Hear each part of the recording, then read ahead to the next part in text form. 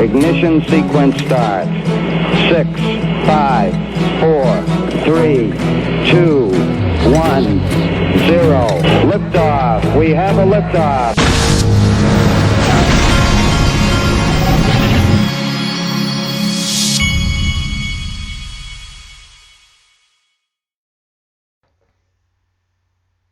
Hey everybody, this is the Digital Asset Investor, and I am sorry that I'm just getting to my first video today, and the reason is because this was a holiday weekend, and I went camping last night and froze my behind off. It was very cold last night, and I spent my night beside a fire outside, and it was windy and freezing cold.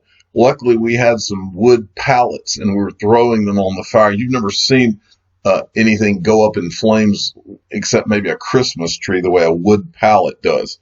But it went from being cold to being so hot I couldn't even stand near the fire.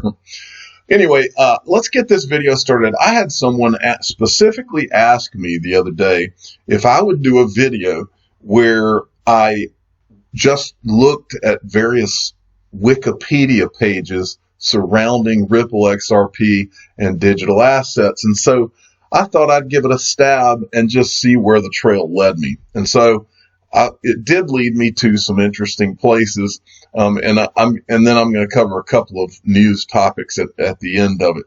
So let's go down and see what happens when you just start pulling Wikipedia pages. I think you'll find out that this is pretty darn interesting. The first thing that I decided I would look up is the Wikipedia on Ripple itself. So you'll see a few things here that just kind of are things you probably already knew.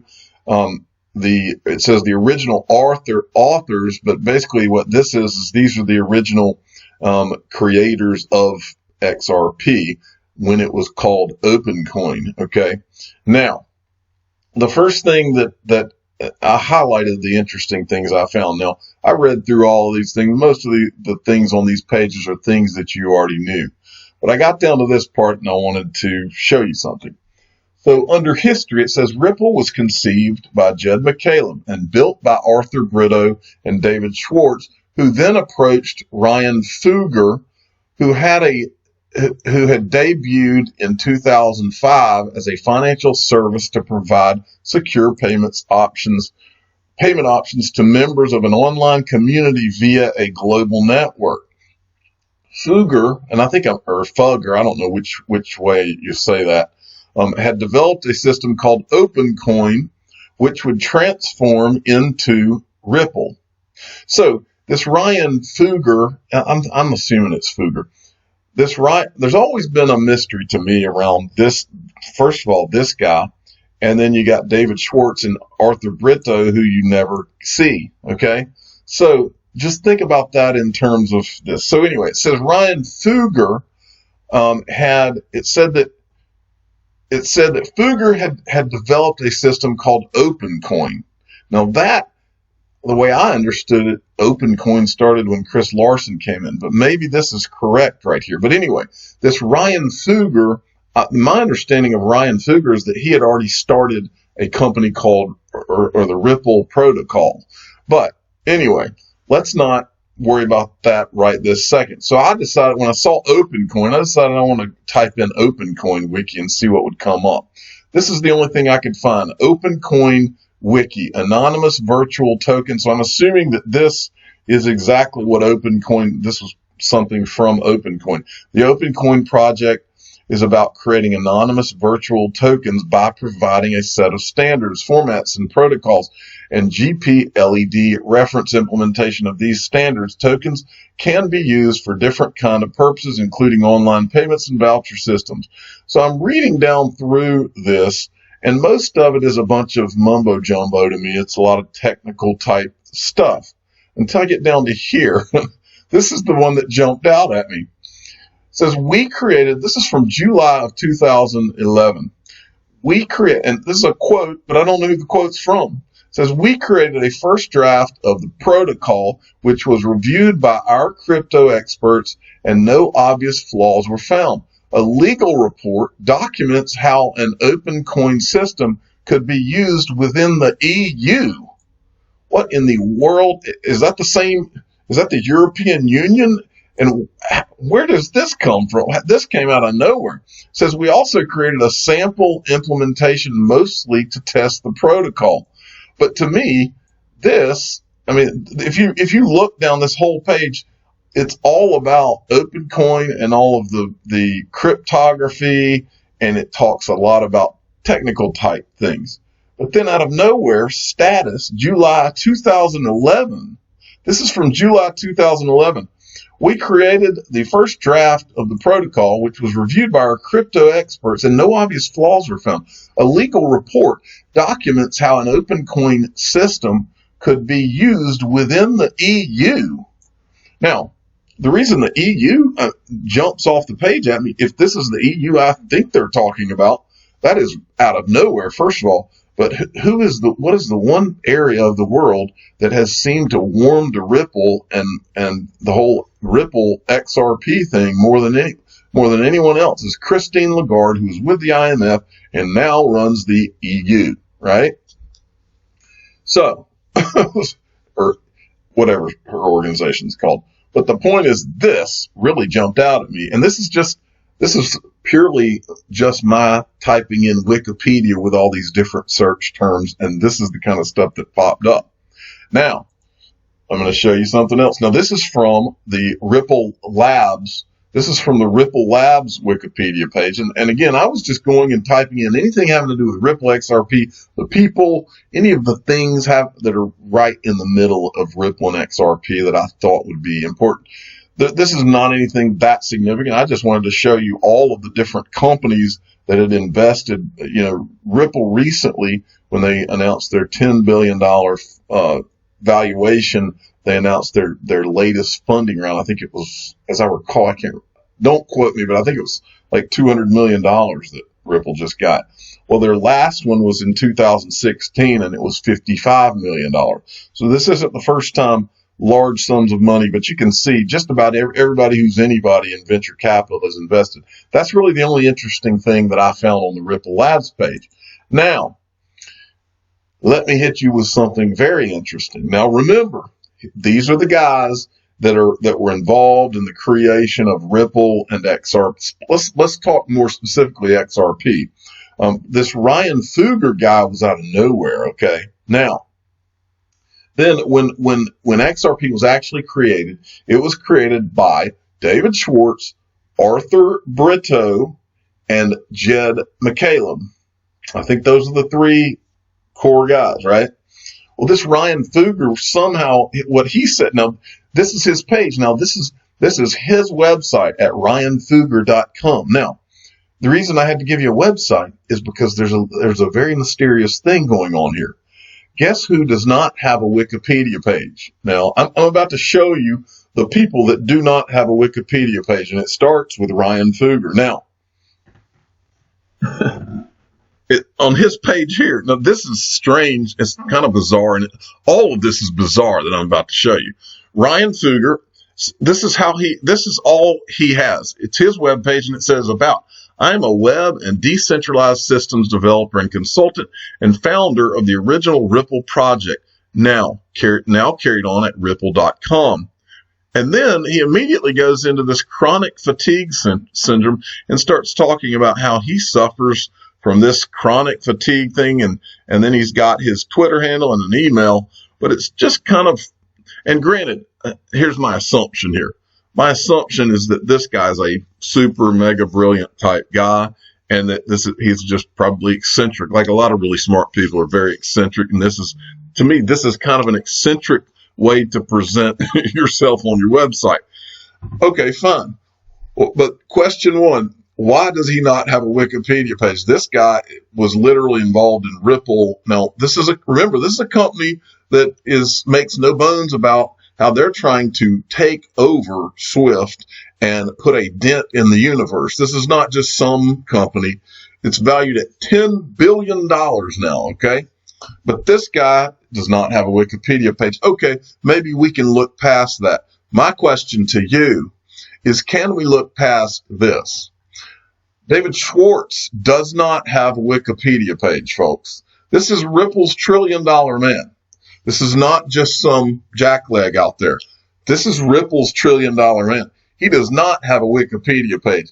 And I would love to know why there is no Wikipedia page on him. Now, there is a Wikipedia page on Jed McCaleb. There is not one for David Schwartz.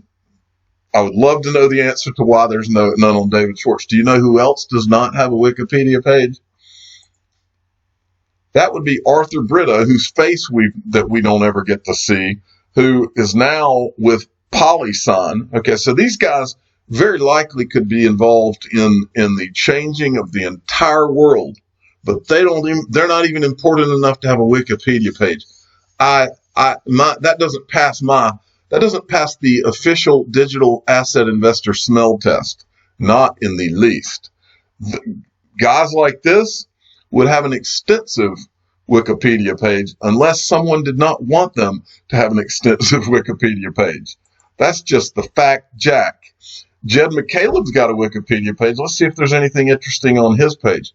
Here's something. He recruited David Schwartz and secured an investment from Jesse Powell before adding Arthur Brito as the chief strategist. McCaleb recruited Chris Larson to be CEO of the new company. Now, and then it says, now look at this now. Remember, they approached, and this is what it said before, they approached Ryan Futer, right? And it said in that last thing I read to you that he was the one that had OpenCoin. But here is what I thought is that Chris Larson became the CEO of the new company, which became known as OpenCoin. So there's a little confusion there. But the part here that I wanted to focus on that I never knew, and probably many of you did know, but it said David Schwartz, he recruited David Schwartz, and so McCaleb secured an investment from Jesse Powell. Well, Jesse Powell is the guy who runs Kraken. He's the CEO and founder of Kraken, the exchange. I had no idea about this, or either I forgot. And then there's this it says Ripple board member Jesse Powell resigns in the wake of founder sell-off. So this is when McCaleb decided to leave and was going to sell all of his XRP. It says, today I have submitted my resignation from the board of Ripple Labs. While I care about two people, He's going on about all this different stuff. He's talking about how things got hostile between him and Chris Larson. I mean, seems like I remember a little bit of this, but that kind of hit me out of nowhere. All right, so then I went to Chris Larson's Wikipedia page, and Chris Larson's is, to be honest, it was kind of boring. I tried to watch this video. I think is available on YouTube, but there wasn't really anything that you don't already know, or I didn't already know. He founded a couple of companies from the internet, from the .com days, and then he went on to get with Ripple Labs and do all this. Also, Brad Garlinghouse's page. Brad Garlinghouse's Wikipedia page does not even mention that he's at Ripple. So I thought that was kind of strange. All right, now this one's interesting. This is from, you may not know that SWIFT is actually Society for Worldwide Interbank Financial Telecommunication. That is what the actual name of SWIFT is. Now, I found it interesting. This is SWIFT's Wikipedia page, folks. SWIFT has been criticized for its inefficiency, with the Financial Times observing in 2008 that transfers frequently pass through multiple banks before reaching their final destination, making them time-consuming, costly, and lacking transparency on how much money will arrive at the other end. At the time, its market dominance was described as being challenged by blockchain technology such as Ripple, although SWIFT argued that it But anyway, I thought it was kind of odd that they would mention Ripple right there in the on Swift's page in the description of what Swift's about. They would mention that they're being challenged by Ripple. I thought that was kind of strange. But look at this. This is where to me this is very interesting. Right. First of all, it talks about how the U.S. government gets involved and uses Swift to help, to deal with countries that it's, that it's trying to, like Iran, sanctions against Iran, and SWIFT helps the U.S. government. That's what makes what I'm about to show you next interesting. Get down here where it talks about competitors. Look at this. Alternatives to the SWIFT system have emerged. Due to advances in cryptographic technology, blockchains, and the politicization of SWIFT, these include 1. Ripple, sponsored by the crypto firm. 2. Instex, sponsored by EU. 3. SIP, sponsored by China. 4. SPFS, sponsored by Russia. I have a question for anybody that's using their common sense today. In that list of 4, there is only one that is sponsored by a company, and the United States is nowhere in the game here. So basically, what we're supposed to believe is that these things, now it's very obvious when you in this read up, it's very obvious on the world stage that SWIFT is a dying technology it can't keep up with digital assets and all this, and it's not keeping up with it. In fact, they admit that they're trying to get to where they can do transactions in 30 minutes, while Ripple's like 3 to 4 seconds.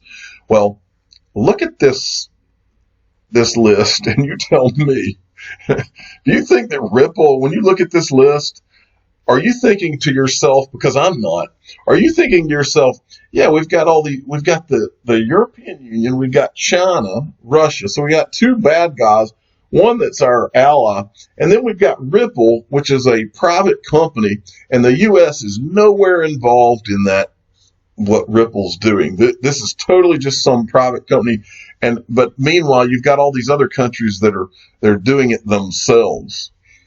You have to ask yourself if Ripple is a lot bigger than we even realize. I don't have to ask myself. There's not a doubt in my mind that Ripple, there's not one doubt in my mind. And I'm not saying this because somebody told me something. I'm saying it just from pure what I've read, seen, observed over since 2013. The United States is not sitting on its hands watching these countries develop all of these things. I don't know exactly how the United States would go about if they wanted to create their own thing that might be a competitor to everyone else that's trying to get around. Because make no mistake, getting around SWIFT is also about getting around the U.S. dollar as the world's reserve currency. And the United States is not a country that wouldn't have a plan, folks. It's not a country that wouldn't have a plan. That's all I'm going to say there. And I'm not buying the lack of Wikipedia pages on David Schwartz and Arthur Brita. Just not buying it. Not going to buy it. That is not a coincidence. Remember, Wikipedia, people can go in and add information into Wikipedia and say, okay, well, here's more about your history. They can do that, This Arthur Brita, you know what else doesn't pass the smell test? You can tell me anything you want to tell me, but a guy as important as Arthur Brita does not just have no picture for no reason. And it's not, and I've heard a bunch of different reasons. I'm not going to go over the reasons I've heard, but none of it makes any sense. None of the reasons I've ever heard. Okay. This is from XRP Crypto Wolf. The money, no, it's not. It's not from XRP Crypto Wolf. This is from MoneyGram. And I think, I'm drawing a blank on who sent me this. I'm going to give credit to Michelle Vandenberg on this. I think that's who sent it to me. Sorry if I missed you. The MoneyGram team is thrilled to announce a strategic partnership with Lulu Exchange. We're excited to help Lulu digitize its money transfer business and partner together to bring leading consumer-centric capabilities to consumers in Oman and across the Asia-Pacific region. And then XRP Crypto Wolf had summarized some of this with a quote. CEO, I always draw a blank on this guy's name, Alex Holmes, said Lulu is looking to digitize its money transfer business, and we're proud to be the catalyst to help them along with extend our digital reach across Oman and the Asia Pacific. And then XRP Crypto Wolf is, of course, as always, knocking it out of the park. South Korea is planning to charge a 20% tax on income from cryptocurrency transactions. Korea is yet to finalize its direction, but it has become more likely for the income from the cryptocurrencies trading to be labeled as other income and not crypto. What's important about this, folks, is that their regulations are getting in place so that people, the potential investors, know what their exposure is so that they're not as afraid to invest in digital assets. Next, from XRP Crypto with Fidelity is hiring a Bitcoin mining engineer to expand its mining operations. They're hiring for the role to help design, build, and maintain the infrastructure to run and scale its BTC mining operations. Yes, sir, they're getting in the game big time. Then the crypto utility guy sent me this. Now, remember, folks, I think starting tomorrow, I believe, CoinDesk at the World Economic Forum 2020, crypto themes to watch as Davos gets underway. And it goes through, this is a good article for you to go and check out, setting the stage, talks about some of the things having to do with crypto that'll be going on here. I'm not going to go into the article or anything, but it's worthy of you going and checking out. I'm the digital asset investor. I'm not an investment advisor. This is for entertainment purposes only. Please subscribe and hit the like button. Tell your friends and family that the World Economic Forum in Davos begins this week, and it should be interesting. It could be interesting. Thank you for listening.